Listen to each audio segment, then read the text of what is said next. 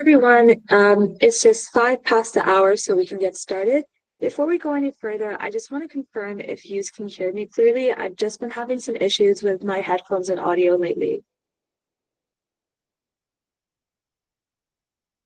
Great, fabulous. Then we can get started. Hi everyone, my name is Alishba, and for the Uhuru Worlds Access Series workshops, I'm going to be discussing running stock cases with greater nuance and strength. Before we get started, I just want to thank those of you who did come and attend. This is an incredibly valuable venture to help raise funds for teams attempting to attend WUDC. It's very powerful in removing access barriers. As someone who was on the CAP for Uhuru Worlds last year and who has had the privilege to know individuals behind Uhuru Worlds, people like Umar who put it together. I'm really inspired by the type of passion that goes towards putting these types of initiatives within the community. So thank you so much for attending, and just knowing that the funding that you're given and that your attendance is truly just going towards a great cause. Good. Awesome. So in terms of this workshop, just a couple of things to expect. So I'm going to describe what stock cases are and discuss some common stock cases that come up in debating, such that we can go through the issues and evaluate what the general sort of trends are to address. Next, we'll talk about the common pitfalls of stock cases. Third, we'll look at how to improve stock cases, so look at very specific and general advice. Fourth, we'll just work through an examples and apply all the advice that has been discussed within the previous slides.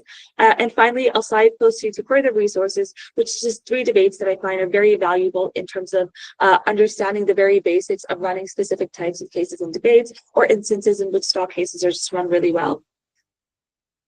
So first and foremost, what are stock cases? Generally, this is very important to understand what the scope of this workshop is, and it refers to cases or argumentation types that have recurrent attendance in specific motion types or generally within trends of debating. So these are arguments which come up very frequently within debating, such that individuals use them as a shorthand. So this includes the state power principle, optics, signaling, trickle-down economics, and they can be specific to motion types. So in politics motions, you'll often see the state power principle arise. In social movements motions, often backlash or buy-in or buyout of various actors within social movements is quite common. In motions about investment, you'll often see like stock arguments about capital flight in terms of whether investors choose to stay or divest away the investments they've already made. Whenever you see these types of debates, generally stock arguments are a good starting point when approaching the motion, because it gives you familiar arguments that you can start grasp onto when constructing a case.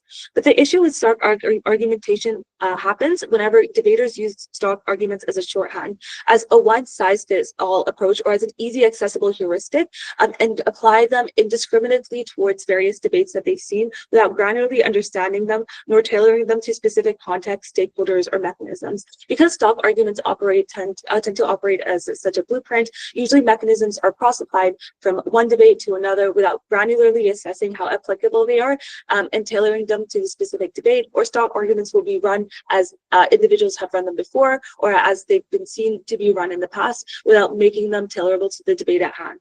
So the objective of this workshop is to understand the issues with how stock cases are, how they're currently run, and how they can be constructed in motion-specific and precise ways, such that they're a lot more stronger to criticism and pushback, and they can actually become debate-winning.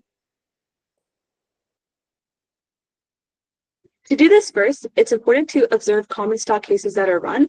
And by looking at a couple of these, we can evaluate some of the issues coming up. And from there, we can extract the general trends, get the issues at our hand, and work towards preparing them. I put together, I think, what are the most common stock arguments in debating. There's 11 of them, ranging from different types of subjects and different types of motions that they would come up in. And we can start observing them from there.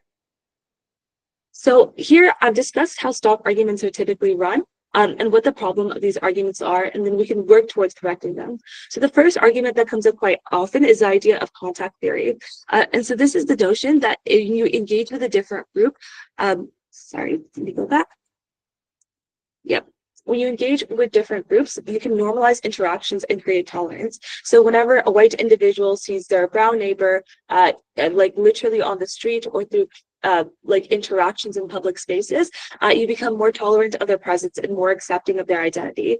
The problem with this is that it lacks granular mechanization as to how this empathy barrier is bridged. So it assumes that these interactions are going to be good and whether these interactions are going to be sufficient to combat past misconceptions. But also when these interactions are bad, why is it likely that the good interactions are more powerful in shaping the narratives around different groups than any sort of bad interactions that exist? And why is it sufficient that just viewership and exposure is sufficient in order to bridge these barriers? So whenever there's gaps like this, it makes it hard for mechanisms to be credited insofar as there's less of an explanation as to how the problem impact gap is solved.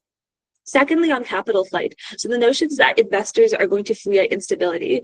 However, this lacks a lot of specifics. Firstly, this surely varies across industries. Industries that are considered more stable, like healthcare and education, have different ways of engagement from investors in comparison to more volatile industries like oil. But often investors have fixed costs in these industries, so properties and assets. So mobility is often quite difficult. But lastly, different investors vary in their interactions depending on who they are. So there's less of a granular stakeholder analysis here. So the notion that a small startup in the oil industry versus like an asset management firm in a more stable industry react very differently to instability and volatility. So it's unclear whether capital flight happens in some instances. It's very important to be cognizant of this when you cross-apply analysis from one stakeholder in one industry to the other. Third, in terms of optics and signaling, it's the idea that undertaking X policy makes the actor look weak at hand. There's several questions of consideration here, whether there's other incentives that these actors care about and the comparative cost of not doing so. So maybe it optically makes you look bad, but whether this is optically less preferable or whether this even the optical cost is worth it in relation to the harm of not doing the thing as a whole. But lastly, who cares? And this is a very valuable issue when it comes into arguments related to optics and signaling. It's even if something looks bad, it's unclear to what extent this looks bad or whether this negative optical perception is actually valuable or something that is scaled or intensified in the first place. Fourthly, in terms of trickle-down economics, this is argued in a variety of ways. So collecting more taxes from the rich or from corporations means that you have higher tax distribution amongst individuals on the ground. Aid programs given from foreign countries means that individuals on the ground are benefited and the rich invest into your economy. So there's just some trickle-down benefits that happen. There's a couple of issues with these. Given that individuals rely on stock mechanisms about how like taxes are worked and distributed, oftentimes there's less of an explanation as to how this trail of money goes from the top to the bottom and why more money equals greater levels of redistribution. Usually there's an over-reliance on saying things like the economy gets more money and individuals on the bottom get more money without explaining how this necessarily works. Fifth is the idea of minority solidarity. So the idea that minorities are likely to help each other politically, socially, and economically. This is receptive to a number of challenges. It firstly assumes that all minorities have shared struggles. And oftentimes this isn't the case. Even if they suffer state oppression, they suffer in different ways. So economically versus politically, even if these things can be intersected. But secondly, they're subject to other narratives. So oftentimes minorities can be demonized against each other or like be inculcated into state narratives that place one minority in bad standing, which means when there's lack of common struggles and more vitriol that's existing within these communities, it means that this like cross-conferral effect is unlikely to happen, which means that this is reliant on the political context and the social context in which the debate is taking place and the minorities itself. So it doesn't work as a generalized understanding that minorities will always love each other.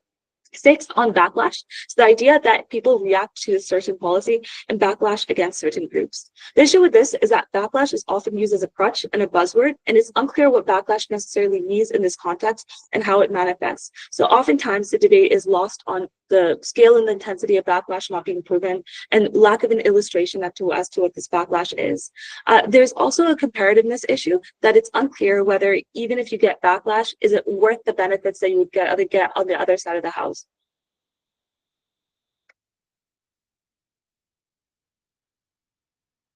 Just a couple of others. Next, on buyout and buy-in, the idea that a certain policy alienates people that they buy out of a movement. The similar issue of backlash exists here, that it's unclear what buyout necessarily means in this context, and it's often just used as a crutch or a buzzword without necessarily explaining the implications. The other thing this doesn't address is why X becomes a tipping point for people to buy out or buy in within a specific group.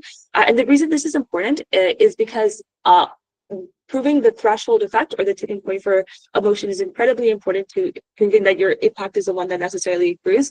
And the final issue is that it's unclear about how about whether this is how the entire group functions. Generally, stock motions in this manner make generalized assessments and characterizations about entirety of stakeholders without addressing the granular groups that exist within these stakeholders themselves. Next, on moral hazard, the idea that if you bail out a company, they continue risky behavior. Whenever this is analyzed, it fails to consider whether companies have an incentive to do this risky behavior into the future in comparison to other incentives that companies may have. So things like upholding their reputation and maintaining their bottom lines. And this doesn't address why the reasons for bailout exist. Likely governments are very strategic in the way that they deploy bailouts. And lastly, whenever it's analyzed within the debate, it fails comparatively insofar as it doesn't discuss the comparative harm of not doing the bailout. So maybe there's some type of potential risk for moral hazard, which often isn't, or like precedent, which isn't quantified within the debate. It's unclear how this compares into not bailing out and suffering the collapse of an industry or collapse of a very important actor. Next, on brain drain, so the idea that something causes skilled workers to leave the country or the region. Right off the bat, this creates challenges in terms of scale. So it's unclear why you're going to get large pushback or large push away from this country itself, but whether X is actually a sufficient condition or a tipping point for this, whether other push-pull factors to remain in the region or to leave are existent. So it's unclear whether the existence of a policy in itself is able to invigorate people to leave, and it requires a specific discussion of the place that they're leaving to, the conditions in the place that they live specifically, and the linkage between these two to prove that X is able to overcome those push-pull factors that already exist. Penultimately is the idea of the correction effect. So the idea that the rise of something means that you get pushback against bad things. So whenever there's a rise of fitness influencers, for example, the bad fitness influencers get pushed back towards the rise of good fitness influencers. The first is that this is usually context dependent. So when you have the rise of something when you have the rise of bad content and you have pushback towards good content, the way this tends to operate generally differs across the platform that you are talking about. For example, individuals would posit that the diet industry has done a lot more harm than good, even if there's been pushback in the current day and era in relation to like health and beauty standards, but a lot of those previous harms have already been cemented. So questioning whether this sufficiently addressed harms is very important. In comparison, there's a lot of other industries and contexts in which the rise, even if it's produced harmful effects, has also just led to combating some of those negative things in a way that is much more beneficial. The final thing to address here is that this is often not taken all the way. So the idea that the correction effect exists is not an impact with itself, but the implications of that. So does it set industry standards? Does it act as a recurring mechanism to prevent abuse? These are really important into mechanizing the impact of your argument to the fullest extent. And within the stock argument version, it's largely just an insufficient or incomplete version of the case. And the final one to address is the state power principle, the idea that states should not do a certain policy because it's coercive. Right off the bat, there's a couple of concerns with this. The first is it preemptively just assumes coercion is bad. These are things that need to be inbuilt into the case, and it's difficult to do when stock arguments are used as a heuristic and not meaningfully and deliberately constructed. But that issue of why this principal harm is more important than a specific practical benefit or a practical harm. And the reason this is important is because the way teams tend to place stock principles within the debate is just to say that they're universally applicable without doing any cross comparison between specific practicals or specific principle impacts that come out within the debate. So it lacks the granularity that it needs in order to have much more precise implications within the debate. From working through a couple of these stock arguments, there's common trends that can be deciphered within stock cases and common pitfalls that tend to come up. The general trend is that stock arguments hold a specific place in the debating. So the notion that they've been seen and tested a couple of times makes them perceived as more infallible, more applicable, and persuasive. And the fact that they're known in debating means that there's a perception that judges will credit them more easily, and that teams construct them in ways that are less rigorously or take a copy-paste approach. So when they've seen them run in the past, or when they've run them in other debates, means that they're made in sometimes unnuanced and weak debates, which is unresponsive to the needs of emotion. And this is done through a couple of ways. The first is that the stock arguments are often made using buzzwords or without explanation. So things like normalization, signaling, or monopoly on violence, specifically the last one, isn't common terminology in terms of how things operate, or things that are not known to the average informed voter, or claiming normalization or signaling as an impact without explaining what they are, how this process of normalization happens. And what this means is that these things are less likely to be credited to their fullest extent because they have less of an explanation to how they manifest or what they necessarily mean within the debate, so it weakens the extent of your argument. The second is that there's a lack of internal scrutiny when constructing them. This is where arguments are run as you see them, over understanding the reasons for each mechanism and their operation. Typically, this is done with the state power principle, where there's typically three premises to prove it. So the idea that states control all elements of your life, they have control over you insofar as they can exert their military and their police to keep you in check. And lastly, they cannot opt out of being in a state. It's really important to understand the reasons why each premise of a stock argument operate before you indiscriminately run them within debating. Usually judges can tell when analysis is being cross-applied without it being scrutinized, so it's incredibly important when you're doing this granularly. Whenever there's a lack of internal scrutiny, you just usually end up with a weaker version of the case because it's not cross-adaptable to the debate at hand. There's a lack of impacting if you're relying on buzzwords, without explanations, or you're not being critical as to the ways in which your case can be taken to the furthest. Case development usually suffers in seconds, so you're unable to expand the debate in meaningful ways or respond to challenges because of a lack of critical understanding of the case at hand. And lastly, the case is vulnerable down the bench when you're unable to inbuild the comparativeness, or you've just taken an unnuanced way to discuss the actors at hand, which means that it's easily weighed off or you're easily extendable upon. Third, it just fails contextualization. So different settings, actors, and priorities it means that the stock case operates very differently in those contexts, and applying it indiscriminately doesn't make use of what the motion is demanding. So an example here is that the idea of buy-in as a stock case is very simple. The idea that X is a thing that could alienate specific groups of people, which means a certain movement, religion, or group has less mobility or becomes smaller. The issue is that the mechanisms for buy-in work differently for religion as they do for social movements. So assuming that people have the same type of relationship as they do with religion, as they do with social movements, is a pitfall, because oftentimes people engage with religion with far more spirituality. It holds a greater bearing for their life. The ways in which people practice religion versus operate in social movements is incredibly different in terms of the work they have to do, whether it's private or personal, which means that often the cross-application of mechanisms doesn't consider how these mechanisms are very context and actor dependent.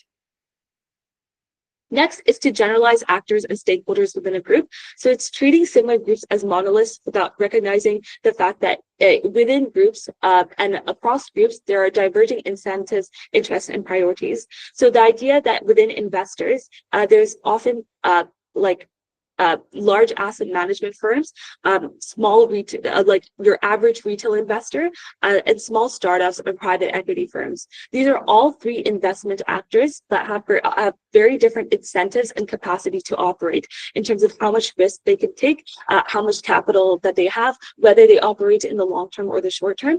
And what that means is that these are very different stakeholders within this group of actors itself that tend to operate very differently, which means that their interests need to be evaluated by themselves rather than treating the investor group as a monolith. And finally, is not proving the case to weighing responses or comparative impacts. Whenever there's stock arguments, there tend to be typical stock responses, which are likely to come up within a debate. The issue here is that arguments should be constructed in ways that anticipate pushback and weighing, and these need to be inbuilt in the case, and it's more difficult to do if you're cross-applying cases and not engaging with them critically in relation to the debate at hand. So an example here is that why temporary backlash is more important than a benefit that would happen comparatively. And the reason this is important is when teams generally tend to make the backlash argument is that the endpoint is backlash and that there is some type of harm that occurs from this, but this isn't comparatively placed in relation to the other impacts that are happening, which means it weakens the strength of the argument. The other issue here is that cases can be independently well constructed and comparatively poor. And what this means is that even when stock cases are done well, whenever they lack the comparative nuance, it means that they're less likely to perform strongly in relation to other cases within debate. This leads to a bunch of consequences in debating. So firstly, it means that arguments are not credited as they lack sufficient construction proof. If there's a consistent, if there's a consistent trend of using the stock argument heuristic, there's less of a granular focus in constructing this argument in the way that the debate demands. Secondly, they're just vulnerable to preset or stock responses. So the idea that backlash can be symmetrized, or that if you have one group that buys out, another group buys in, and maybe that group is more important. So what happens then is that it becomes harder to defend your case from second, or harder to defend it through QIs down the bench. So it needs to be constructed a lot more critically based on the demand of the debate. And lastly, it just suffers placement issues. Whenever you lack the construction of a stock argument from the beginning, it means that it can easily be weighed off, or you're easily extendable from teams on your back half that can add more nuance. As such, in the way that these cases are constructed in the aforementioned examples, or how they're typically constructed in the debates, they're often not debate winning, insofar as they don't address the granular needs of the debate, they're more easily taken down, or they work indiscriminately, and teams haven't put critical thought into why each premise exists, and rather rely on heuristics or buzzwords in order to prove them. In order to improve running stock cases, a couple of things can be done, and I've set this into 4 parts. And so there's a couple of things to consider. The first is that the way you set up the debate and approach prep time at its very first instance can help develop and guide your stock arguments in a way in which you're already thinking about the placement of it in the debate and what it has to do in the debate in order for it to be debate winning. Second, there's ways in which you can critically construct stock arguments. So this will follow generally ways in which arguments can be constructed. And there's been lots of workshops either done online or previously within the Uhuru World workshop series to consult here, but also specific tips on stock arguments themselves that can be deciphered. Third is how the common challenges can be addressed. So with some specific stock arguments, there's challenges and pitfalls that they're going to fall into, and there's precise challenges that can be addressed using a variety of techniques. And fourthly, how you can construct stock arguments in a manner that is preemptive and avoidant of pushback. Firstly, setting up the debate properly can help avoid the challenges of stock argument becoming too generalized. And generalities can be avoided in this manner because when you understand the debate and you set yourself in a way that you understand how stock arguments should need to be run in order to fit the framework of the debate, you understand what the strategy of the round is and the strategy that you need to take and how your stock argument fits into that. And there's a couple of things to do here. The first is just to understand the burdens of the motion. When you understand what the motion is specifically dictating, you can understand how something operates as a tipping point, whether there's going to be a large or a small degree of marginal change within the debate, and the types of interests, priorities, actors that are impacted. It also aids in understanding the frame in which the debate is taking place, so the social and the political context in which it's happening. What this helps you to do is get the key interests, priorities, and metrics, so you understand the key facets of the debate that are going to be touched on, which means it already gives you the granular things to anchor your speech or anchor your stock case upon, rather than just beginning to work from a general stock case and adapt it into the debate. It gives you the answers that you already need to start constructing the case. The second thing is consider strategy. The pivotal question to ask here is consider what wins the debate and works backward. This is very important because there's a lot of low-hanging fruit that stock cases are able to accomplish, and they can be mechanized quite easily. But you need to be critical about whether this is the thing that is going to win the debate and get you the favorable result as a whole. Here that it can be determined which stock case that you choose to run, whether the stock case that you choose to deploy is the correct one to deploy, and whether there's a way in which your stock case can be strategized and changed such that it can be constructed in a debate-winning manner.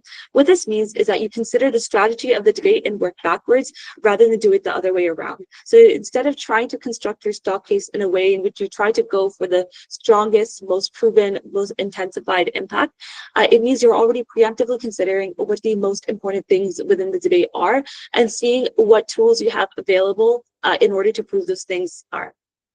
The final thing is just to think about what changes. And here you can think about specific actors or contexts that are highlighted within a stock argument. And this is very important when you start thinking granularly about the various contexts and actors that exist. So whether it's about sub-actors within a specific group, what group is it about? And from here you can start understanding which groups are the most important, how they're impacted, and which groups are impacted to what extent. From here, you can have a framework for the debate so you know how to adapt the stock argument. And this is very important because whenever you do the strategic setup, you understand the ways in which stock argument can filter into your debating. So it preemptively, before you get into the case constructing manner, you're able to understand the direction in which a stock case needs to be taken in order for it to have maximum efficacy within the debate, you're able to construct it more meaningfully. So you approach it within this strategy, within the understanding of the key strategies and key priorities and interests and actors in the debate, which means that whenever you do get into the actual construction period, which is next, you're considering it much more granularly and with a plan in mind over just cross-applying general analysis. So it forces you to be in a place to see why specific premises are working, what is the most strategic things to run, what is the content you need to spend the most time on in order to prove specific burdens and meet your overall objective within the debate. The second step of this is to critically construct the case at hand rather than just relying on the premises that already exist. And there's a couple of tips that you can apply here. The first is that understand the case that you're running. Because stock cases have such an easy cross-applicable heuristic, and there's premises that work for one debate that can work for another, it's very easy to treat it as a one-size-fits-all approach. What happens here is that then these arguments are indiscriminately applied. So it's very important to understand the granularities of the stock case that you're running. So scrutinize the premises that are being used. So the ones that you've seen in the state power principle, the ones that you've seen in terms of how capital flight or buyout happens, understand why the arguments are being constructed in this manner. What this leads you to do is fill in any sort of mechanistic or impact related gaps. It means that you're much more granular and critical in your case construction. It also gives you the capacity to detract, add, and modify the existing premises and add your own, to modify the premises in order to suit the debate, and to remove ones that you do not think are necessary in order to prove the burden, rather than just including these premises because this is how the stock case are already run. Because you've already done the work to understanding what the burdens of the motion are and what the strategy necessarily dictates, it means that you're far more malleable and deliberate in the actions that you do take when it comes to creating your stock case. And lastly, just to craft material purposely for the context of the debate, to be a lot more deliberate of the things that you use, and internally just scrutinizing the ways in which you're constructing your argument. This is often the biggest and most important first step. Just because if you're more cognizant of the various premises that exist within the stock argument, you're more critical over the analytical chains that you are arguing for, it means that you're less likely to just use this as a heuristic or as an easy tool, and more likely to make it more malleable and adapted to the debate at hand. Second is just to find the stakeholders that are impacted. And this is just a tip that is true for general argument construction within a motion. So firstly, it's to observe the sub group of stakeholders impacted. So for example, within a social movement, you have conservatives, but you have different types of conservatives. You have conservatives of different like issues, whether they're economically or politically conservative, whether they're religiously or socially conservative. And there's different types of class mobility that exists within them. So people who are much more affluent and conservative have different needs and priorities to those who are much more economically struggling and conservative. The second is to understand the actor's priorities, incentives, value, capacity, and what changes. And what this means is understand what the actor or the subgroup necessarily cares about, to what ability they have to act on the things they necessarily care about, the priorities that they believe that are most valuable to their life, and the things that they're going to push for, the things that are valuable in their decision-making calculus, the importance of the group within the debate itself. So, for example, is this group important in terms of mobility, money, representation, vulnerability, and lastly, what changes within this specific group from the motion. To deploy this strategically in the debate, it's important to do two things. The first is that characterize one or two or the applicable number of these values within the debate and why they're the most important. So insofar as actors have varying priorities, for example, companies do not only care about money, but care about their reputation, their bottom line, their ability to have sustainability and extend onto the future, choose the ones that are most applicable within the debate and characterize them specifically. But second, to make this analysis stronger, ensure that you're characterizing this in comparison to other priorities. So if the one that you're pushing for is company reputability, analyze why in the context of this specific motion and the thing that you're pushing for, they care about that more in comparison to their other incentives that may exist. And lastly, just analyze how it changes within the motion. When you're able to granularly do this, talk about why it changes, how it changes, how different actors engage with this change. It aids a lot in bridging the mechanistic gap, which I highlighted existed earlier. The third thing to say is just avoid generalities. And what this means is that whenever stock arguments are run across contexts, they tend to be run as a very diluted version. When this can be avoided specifically just through the granular construction that is going to be discussed in this section, but it can also be done by naming specific actors, subgroups, and places. So instead of just saying moderates within a social movement, you might be referring to a conservative white woman in Texas. And maybe whenever you have that sort of language, it means that it's much more easy to have a real world implication to the thing that you are arguing, and your impacts become more grounding.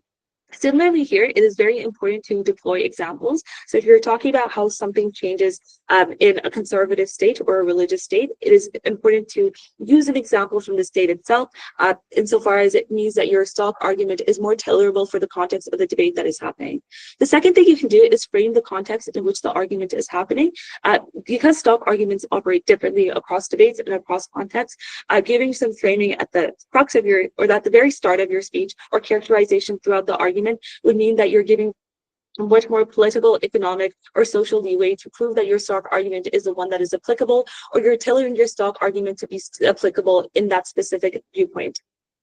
Fourth, just be cognizant of wording, and this is perhaps one of the most important things. Ensure that you're explaining and illustrating buzzwords, so do not rely on them as a crutch. So if your end impact is buy-in, or buy-out, it is incredibly unclear how that manifests. So is buy-out people disengaging with institutions? Is buy-out people less willing to talk about certain issues? Is it them opt-outing things entirely? So whenever you're forced to explain these things, it helps you much more of mechanization and both impacting insofar as you're explaining the trends that are happening within the argument and within the debate.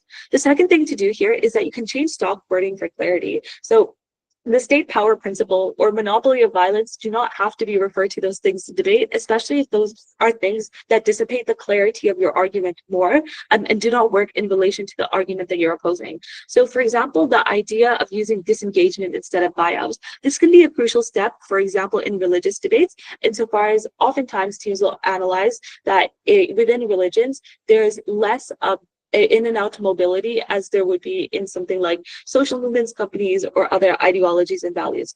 This is for the ways in which religious values are constructed. Individuals feel them more intensely, they're born into them, they have specific communal relations. So it's unlikely that people buy in and out of religion. You can then frame this as disengagement. So when people are alienated from religion, they do not buy out, but they disengage with the church. They're less likely to interact within their religious communities and come to religious events.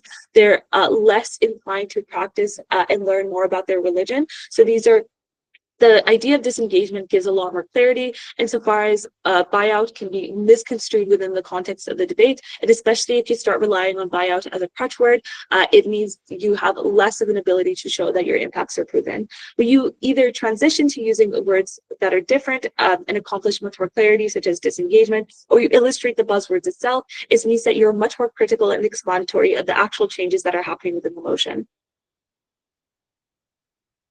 The fifth thing to say is using specific mechanistic links. Given the way it's easy to cross-apply premises within a stock argument, oftentimes stock arguments proof is taken as a given, that people don't have to explain the premises as much because judges or individuals are likely to fill in that analytical gap. And whenever this happens, oftentimes this analytical gap is filled in, or within the context of the debate, people understand what you mean without having to prove it to the fullest extent. But it means that further down the argument construction, there becomes a gap between mechanism and impact. So very, very specific how on a certain thing change, why groups react in specific ways, and bridge the impact mechanism gap. So what happens then is that if you're much more cognizant of the mechanistic links within the stock argument, and how they achieve that end outcome. And you're less likely to treat them as a given and do organic case construction, but relying on the content of the stock argument just for some help and for some ease of construction. It means that you're much more granularly able to assess whether this mechanism reaches a specific impact that you're striving for. And the final thing is to answer the crucial questions. And in the case construction point, there's usually two that you need to consult. The first is on threshold conditions / tipping point. So whether X is the sufficient thing that causes the impact that your stock argument is pushing for. The reason this is particularly important in stock cases and stock arguments is because there's a trend of saying if similar conditions exist, then the impact, this universal impact will manifest. So the idea is of that if there's something that is platforming minorities, it is something that is always going to get majoritarian backlash. But the issue is it doesn't address what the X at hand or the policy that the motion or the thing that the motion is asking you to defend, whether it's actually able to generate that impact. What then lacks is that teams do insufficient analysis to explain why this is the specific thing that gets them backlash, buyout, capital flight, the thing that creates minority solidarity or not. And then this is important insofar as it means that even if you do the other bits of your case right in terms of impacting and explaining the buzzwords, it means that you haven't fulfilled the burden of the argument itself. So whenever you're applying applying stock arguments, it's easier to fall into the cross application trap by saying that if X exists, then Y must happen because of the way stock arguments happen. But be more mindful of the fact that you need to prove within the specific thing that you're depending on your stock argument, that this reaches a tipping point. So whether there's X or Y policy for backlash, you need to explain them specifically rather than just assuming that backlash is always going to happen. The second thing to address and should be inbuilt into your case is just comparativeness. And this is very important insofar as it becomes important generally in responsiveness down the debate, but it means that you need to address why the impact that you are going for or the group that you are defending is more important than the impacts that happen on the comparative or the groups or contexts that arise in the comparative. This is very important in, for example, debates about buy-in, buyout, any sort of optics, why it is more important to care about those things. So optics or buy-in from one group or backlash in comparison to the other things that would happen with the debate. This just means that you must just extend your impacting and mechanization just to prove the specific harms that occur with the specific things that occur with these things. So optical perception becoming less and why these are just generally more valuable and important to be weighed within the debate in comparison to other things that can arise. The outcomes of these and the things that you should strive for are twofold. The first is that your goal should be to ensure that the argument that you construct is deliberate and specific. Whenever you intentionally craft the premises and granularize it to a specific context, it becomes a lot more harder to rebut insofar as you're debating the specifics of the motion and how they necessarily change, provided that you've done the analysis, proven the threshold impacts, etc. It means that you're able to entrench the comparative a lot more because you're able to cement your impacts much more easily. So it means that you're able to demonstrate more concretely what changes within the debate, and why it's more important in relation to other cases that happen, especially with the perception around stock cases as the low-hanging fruit or the basic things. It's very important that you're able to intensify the importance of them and intensify the impact that you are operating. And the way that you can do this is when you deliberately construct it and more specifically do it so it's much more grounded in the specifics of the motion. The second outcome of this is that the stock argument becomes rooted in real world or specific changes over generic shift, which means it's much easier for judges to credit insofar as they can pinpoint the thing that is actually changing and the impact that is actually occurring. And it bridges the issue of having the gap between mechanisms and impacts and buzzwords being unexplained. So you're able to demonstrate the actual implication of the argument at hand. Thirdly, just addressing common challenges in the way stock arguments are constructed. So whilst a lot of the advice in the previous slides was applicable to a lot of different arguments, there are certain stock arguments that suffer specific pitfalls that need to be addressed in much more precise ways. And these are the couple of ways that can be addressed. For certain arguments, they just need to be taken all the way and be pushed a lot more. And these typically are challenges that arise in arguments like backlash, buy-in, brain drain, or the correction effect, where teams just tend to claim that brain drain or backlash is the end impact that the debate is going for. But these are not the end endpoints of the arguments. There's lots of wider consequences that these entail, and these have to just be analyzed a lot more granularly. So the endpoint of backlash isn't that people just get upset at something, and with buy-in isn't that people just feel alienated. It's things that are a lot stronger. So if you take the correction effect, maybe you have pushback and you have better content that is occurring, but there's a lot of different implications that this have rather than material getting corrected. It firstly just means that within the industry, you're able to create a standardized practice to what content is or isn't acceptable, which means that there's this precedent setting effect that happens. The second thing is that it creates more discourse and dialogue between harmful and good things. So people must more granularly understand why certain things are bad. The third thing it does is that it just brings controversial discussions into the limelight. So individuals who, for example, bought into bad content in the past now see that being taken down or addressed at a larger level. And specifically when we live in an era of algorithmic echo chambers, where people just view the content that they believe is one that affirms their viewpoint, seeing that content brought up into the public sphere and the broad, like the highest level of the platform, means that they just see it dismantled and discussed in this higher matter, means that it goes a long way into challenging viewpoints. These are implications that go far beyond saying that misinformation is corrected, because you show that there's a long-term shift into, for example, how a specific industry or sector operates. And secondly, why you're able to change the viewpoints of different people. Lastly, why people just get a lot more information, which means that you need to take your arguments to the fullest in order for you to extract as much value from them as possible. Second, illustratively impacting is very useful for things like backlash, trickle down, or contact theory. What this means is that it often is hard to understand what backlash necessarily looks like. And whenever you're able to do much more visceral imagery in terms of your impacting, it becomes a lot more easy to understand the impact that the debate is going for. It further helps you weigh the intensity of your argument and understand how things materialize. It can be forms of mechanization. So what does this look like? Instead of saying that you get backlash against specific minorities, you can say that you get violence within these communities, things like over-policing, individuals in communities fearing leaving their houses or fearing engaging in political, political meetings in order to address it, because they just feel a lot scared. You can talk about the visceral feeling of walking down your street and being worried for violence. How communities in neighborhoods that are very much held together only by tolerance can fall apart. Whenever you illustratively impact, it means that you can demonstrate the fullest extent of the argument that you're pushing, but it also means that it's harder for your argument to get outweighed, because it means that you're attaching the backlash or the trickle down of something to something specific. When you're able to highlight specific actors and context in the debate, and you deploy vivid imagery to discuss what changes, it can intensify the end outcome of that claim. But it also means that as a judge, or that the judges can understand the ways in which your argument materializes. So it contributes not only to the mechanistic strength of the argument, but the strength of the argument in terms of placement and comparativeness. Third is being very specific on what changes. And this is typical for cases in relation to buy-in, the state power principle, and contact theory. Whenever these cases are run within debating, these stock cases have the perception of being all or nothing cases. So you get buy-in or you don't. The state power principle is either fulfilled or it isn't. Contact theory works or it doesn't. But as with other cases, this works towards varying means.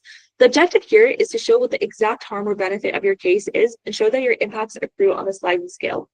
So, for example, for contact theory, it may not mean that every individual becomes progressive and supportive of one point of view or the other, but they're more likely to tolerate this. And this is really important because maybe the impact here isn't that you are accepting of your LGBTQ plus neighbors, supporting them as they go to Pride, but it means that you're less likely to attack or heckle them on the street. And can show that there's various mechanisms and they work in different intensity to prove that there's a variety of impacts that they can be co-opted.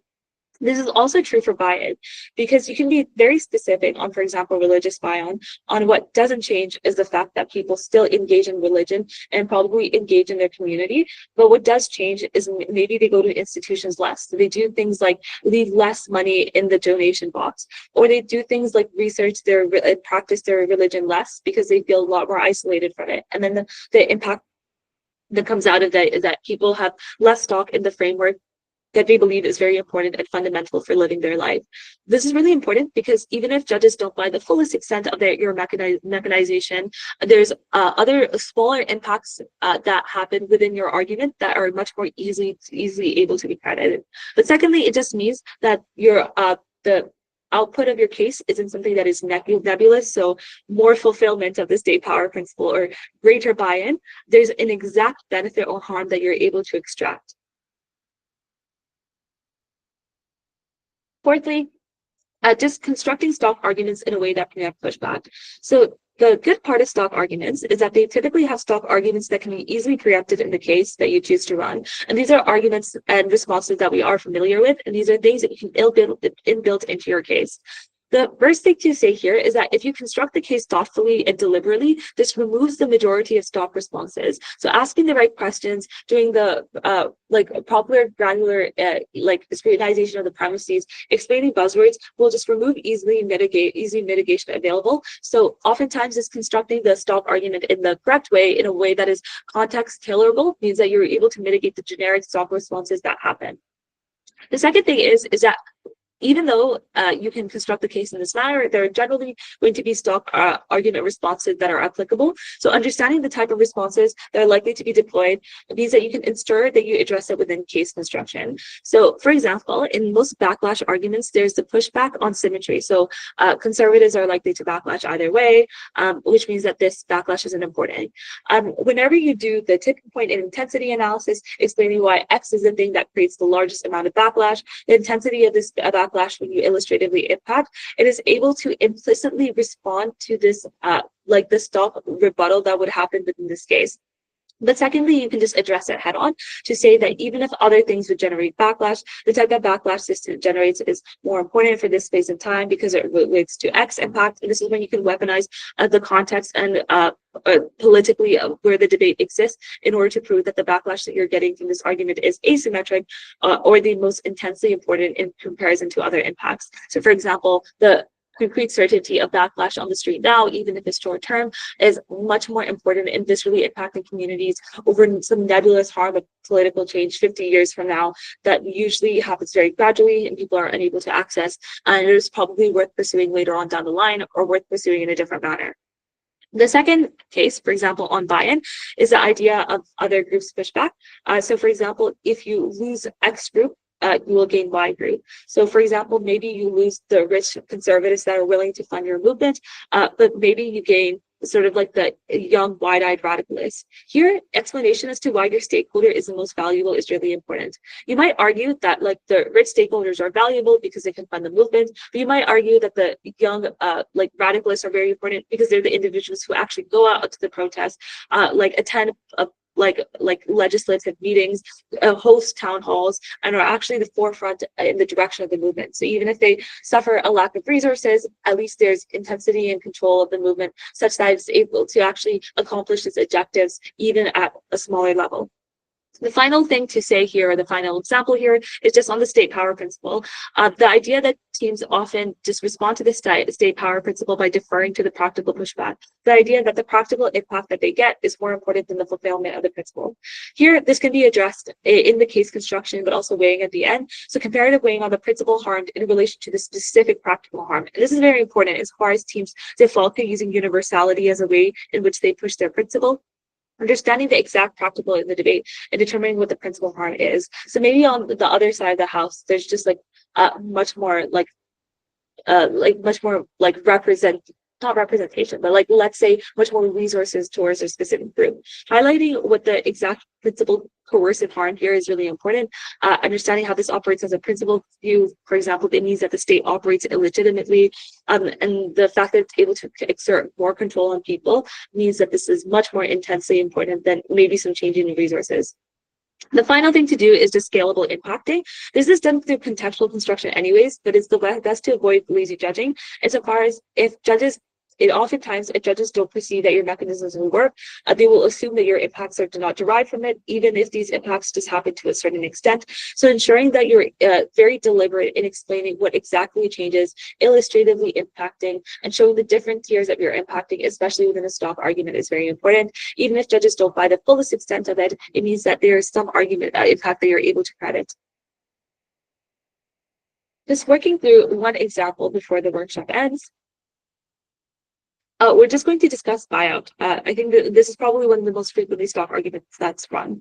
So the motion is this House opposes the centrality of sexual liberation within the feminist movement. In discussing the buyout argument, there's a couple of burdens that need to be fulfilled. The first is just explaining why sexual liberation discussion is the tipping point for buyout. It is not just assuming that if you do X, progressive think conservatives are going to buy out, but proving why this is a specific tipping point. The second thing is determining who buys out and why. So actor X in this case, what is their relationship with this? How are they positioned within society, and what causes them to buy out? The third thing is it's meant to say explain why actor X is an important actor within the debate, explaining the political social mobility that they hold and why they're important for the movement. The fourth is to just comparatively analyze why the buyout of actor X is more important than actor Y. So this operates as a comparative function, but addresses any challenges as to even if some actors buy out, we get another one. So that means you directly position the interests of actors in relation to each other and prove why one is more important than the other. And fifth is just to position this against further arguments down the event. So even if you get buyout of actor X, this motion would create safe spaces or supports advocacy within the feminist movement. Why is this more important than this benefit? So in terms of how this can be constructed is the following.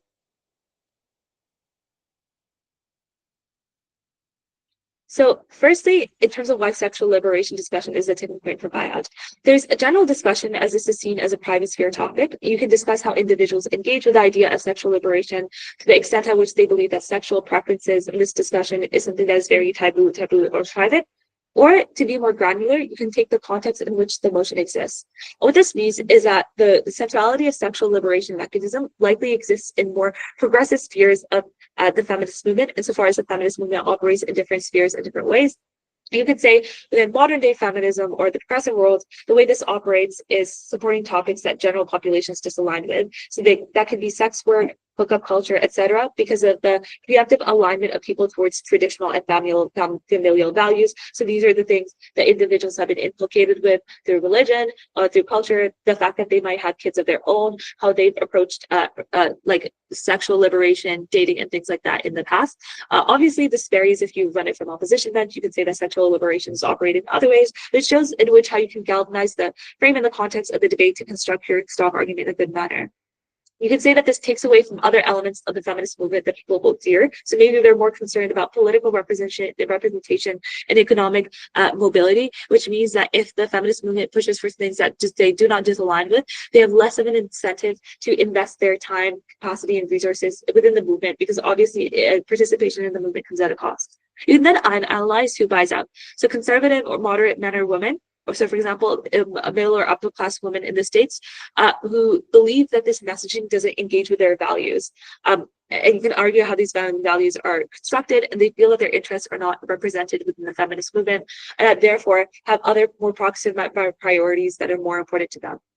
I can say that because engaging with the feminist movement there's a time and engagement cost, they distance themselves from these values and the work since it is no longer representative of this interest. They believe that they are pushing things that they are fundamentally against. This proves why the X thing argued in the policy acts as a specific tipping point and the specific group and subset of actors it necessarily concerns. The next thing to do is highlight why your actor is important. Oftentimes, individuals who are upper middle class you could argue that these are the individuals likely to be much more deterred by this. Oftentimes, in the way they can frame it, is minorities who rely on sexual liberation a lot more. So, for example, trans women, women who engage in sex work, etc. And you can argue that even if those groups buy into the movement, the groups that we have, so the middle or upper class conservative men or women, are the most important. Oftentimes, because of social mobility, they have the greatest power, so greatest amount of money, so they have the most capacity in order to donate. They have a lot of links to parliament, media organizations, community sponsors that they can rely on in order to organize events or just get more support for the movement. They have a lot of political power. In terms of they can either A, be a large voting base, B, individuals of people that are in office, C, are connected to individuals that are in office or in corporate governance. And finally, they just have the most amount of organizing capacity.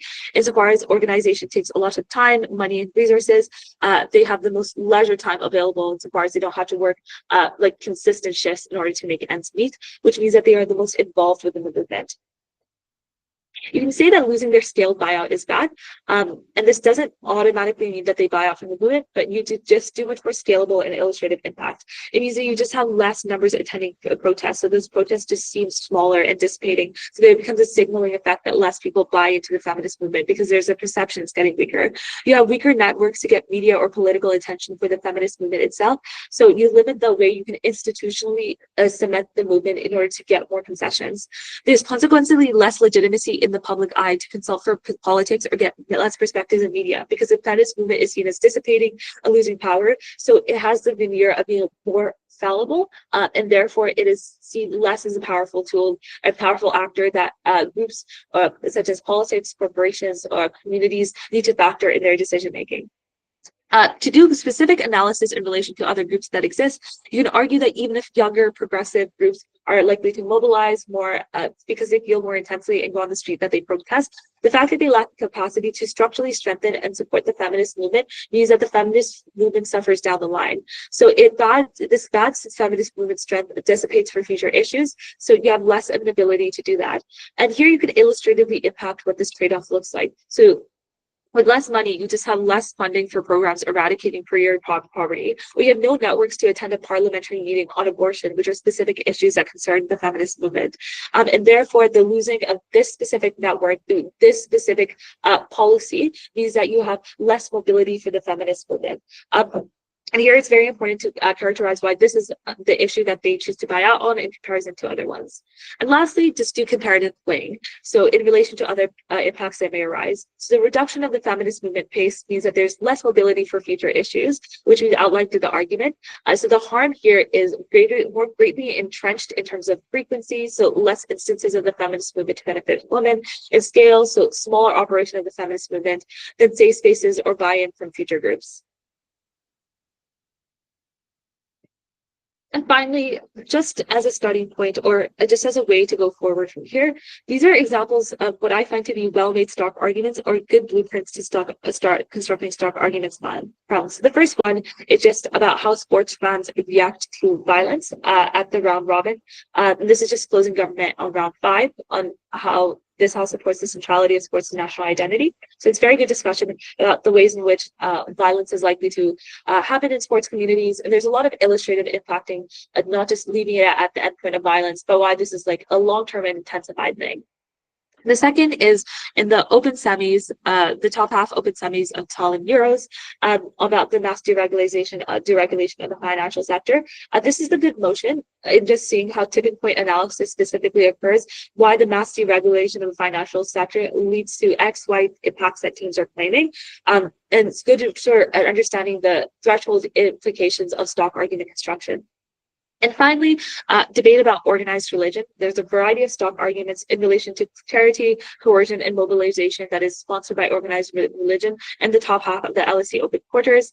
And this is very good to understanding how stock arguments of given that this motion is just like very stock and broad within itself, and it gives a good blueprint for understanding what the stock arguments are, such that you can begin adapting them to the debate at hand. Just before I close this off, if you have any questions, you can ask them now, you can put them in the chat, or you can send me a message. I'll leave a couple of seconds for that.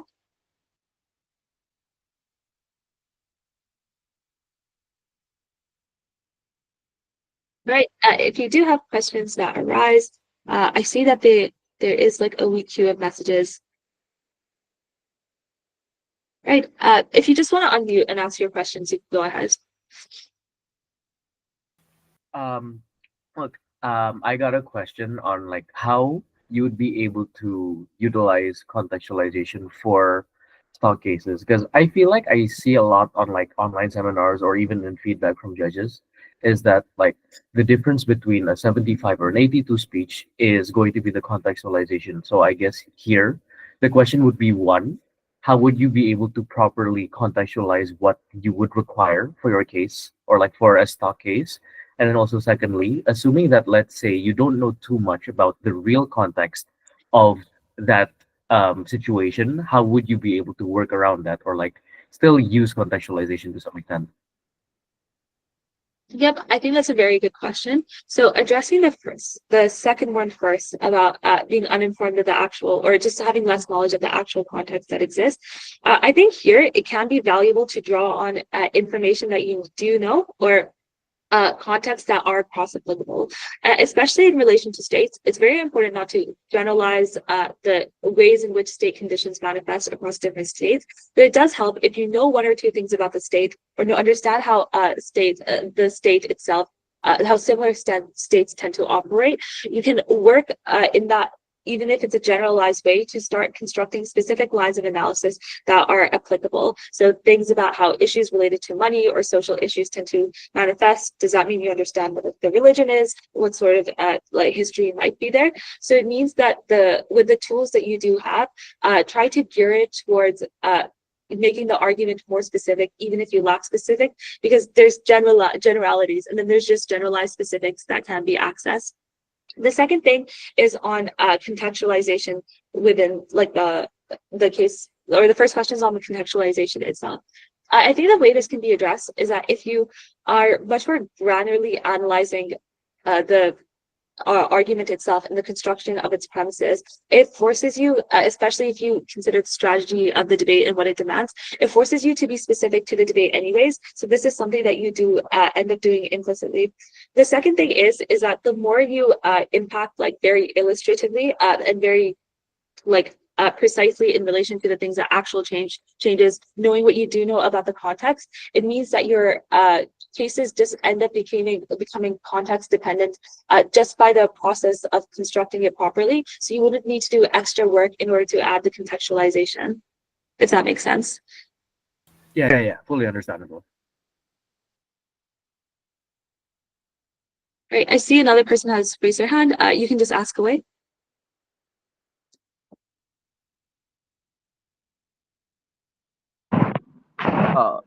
So I have a question here. Hello. Yep, I can hear you. So then there's many motion like actor is not clear. Like there's many more stakeholder. So from opening half, they just characterize the debate in a way that some specific actors are more important and they frame their argument in that way. But what if I mean from lower house I specify actor in different way and I prioritize different actors and I set up my argument and all this. So in that case, what is the judgment? Like someone argument is based on the actor X is more important, but from lower, I argue no, actor Y, which is more important. And there's some motion in the actor who actor is which actor is more important, no clear clarification on something like that. So in that way, what is the strategy from upper house and what is the strategy for lower house, which can help us? Yep, that's a very good question. So oftentimes, top and bottom half teams can perhaps galvanize a more important actor within the debate. The general line of reasoning here is, or the general line of observation here is that there is no one actor that is necessarily more important or less important within the debate. It is about how you argue them to be more or less important. So in a social movement, you can analyze that the richest actors are the most important. It turns out they have the much more capacity. But you could argue that like the more radicalist actors are the most important because they have the greatest incentives to push back and create change. Here, what would be useful is that if you choose a different actor or stakeholder to focus on than your opening, it just means that you would need to do direct comparative weighing to explain why the one that you're chosen is just more important than the one that your opening highlights. That comparative weighing is just very important to cement you within the debate. You can also just think of other avenues to win of actor specific analysis, other things in the debate that is changing. If you are using actor analysis, and running that within the debate, using other vessels to prove that your argument is either better proven or much more like impactful related to the debate changing. So you can either do like run a different actor, but explain why in relation to their opening, why they are more important. There's no like automatic who is more or less important, or think of other cases or strategies that can be deployed, especially if you're taking into consideration the first steps of like strategizing what wins the debate, different metrics or avenues that you pursue. That should be helpful in that way. Hopefully that addresses that.